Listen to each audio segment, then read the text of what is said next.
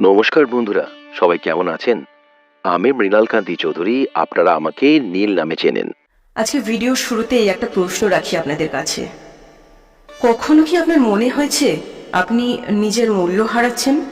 হয়তো কারো কথায়, কারো আচরণে আপনি কখনো কি অনুভব করেছেন যে নিজেকে সস্তা করে ফেলছেন? আমরা সবাই জীবনের কোনো না কোনো সময়ে এমন অভিজ্ঞতার মুখোমুখি হই যখন মনে হয় আমাদের গুরুত্ব কেউ বুঝতে পারছে না, আমাদের ভালোবাসা, সম্মান কেউ ফিরিয়ে দিচ্ছে না। সেই মুহূর্তগুলো কতটা কষ্টের, কতটা বেদনাদায়ক, সেটা শুধু আমরা নিজেরাই জানি। আজকের এই ভিডিওতে আমরা আলোচনা করব, নিজেকে সস্তা করে ফেলেছেন এটা বুঝবেন কিভাবে, কেউ কিভাবে আপনাকে সস্তা বানাচ্ছে, যে আপনাকে সস্তা বানিয়েছে তাকে শাস্তি দেবেন কিভাবে। নিজেকে সস্তা করতে না চাইলে মা শারদার এই একটি কথা মনে রাখবেন। নিজের মূল্য বুঝতে শিখুন, সম্মান করতে শিখুন নিজেকে। মনে রাখবেন, আপনি কিন্তু স্পেশাল, আপনি মূল্যবান। কারোর আচরণে, কারোর কথায় নিজেকে সস্তা করে ফেলবেন না কখনো।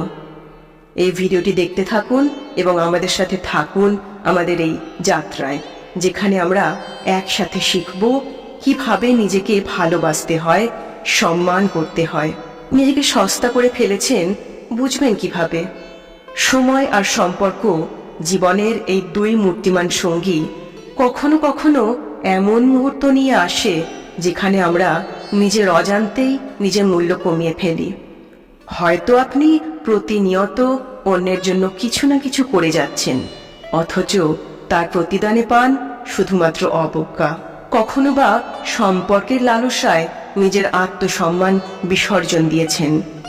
আসলে নিজের মূল্য ঠিক রাখাটা যে ঠিক কতটা গুরুত্বপূর্ণ সেটা আমরা অনেকেই বুঝে উঠতে পারি না।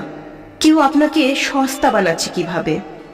অন্যের কথায় সহজে প্রভাবিত হওয়া, নিজের সিদ্ধান্তকে দ্বিতীয় দৃষ্টিতে দেখা এবং অবিরাম নিজের মধ্যে সন্দেহ করা, এসবই এমন কিছু লক্ষণ যা বলে দেয় আপনি অন্যের দ্বারা সস্তা হয়ে যাচ্ছেন।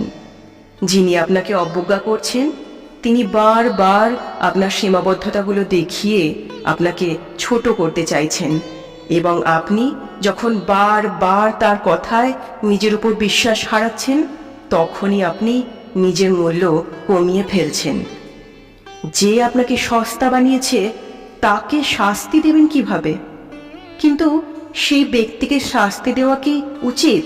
না, বরং নিজেকে গড়ে তুলুন, নিজের আত্মবিশ্বাস ফিরে পান। তাকে বুঝিয়ে দিন যে আপনি মূল্যবান এবং আপনার মূল্য কমানোর কোনো অধিকার তার নেই। তার সামনে মাথা উঁচু করে দাঁড়ান, দেখুন কেমন করে তার মনোভাব পরিবর্তন হয়ে যায়। শাস্তি দিতে চাইলে তাকে আপনার অগ্রগতির গল্প দেখিয়ে দিন। মা শারদা বলতেন, তোমার অন্তরের শক্তি অপরিসীম, তোমার নিজের মূল্য বোঝো, কখনোই নিজের আত্মসম্মান হারিও না। মা শারদা সবসময় আমাদের মনে করিয়ে দেন যে আমাদের অন্তরের শক্তি অপরিসীম। তোমার নিজের শক্তিকে কখনো ছোট করে দেখো না। ঈশ্বর তোমার মধ্যে অসীম শক্তি এবং সামর্থ্য রেখেছেন।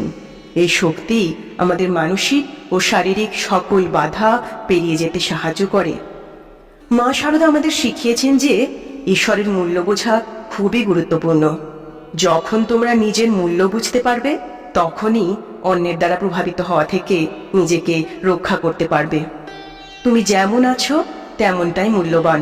তোমার মধ্যে সেই মহান শক্তি আছে যা তোমাকে সবার থেকে আলাদা করে তোলে। মা শারদার একটি প্রধান শিক্ষা হলো, কখনো নিজের আত্মসম্মান হারাবে না। আত্মসম্মান হলো নিজস্ব মর্যাদা ও মূল্যবোধের প্রতীক।